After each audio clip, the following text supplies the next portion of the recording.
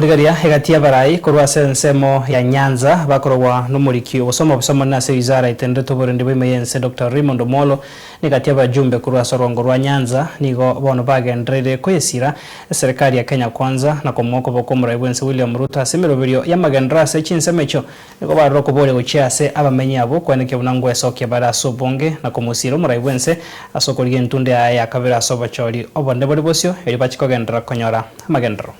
We are going to re-elect President Ruto because he has delivered for this country. He has delivered for Homa Bay County. He has delivered for this region. Whether it's education, whether it's water, whether it's health, there is no part of this country you can move to and fail to see a government program that is being rolled out or that is completed. Whether you go to Northeastern, whether you go to Coast, or whether you are in Nyanza. Public, we have seen what you are doing. There is still a lot more that we want for you to do for us.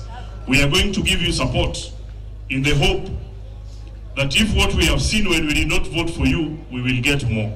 We had President Ruto with President Uhuru Kenyatta with us, with all the state machinery, but Ruto was still declared the winner anyway.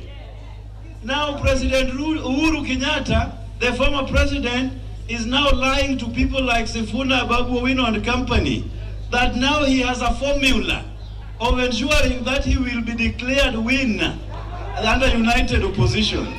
If he could not give it to us, and in broad daylight he took the sword to William Ruto in Kasarani, how sure is he that he's going to now deliver that victory to united opposition?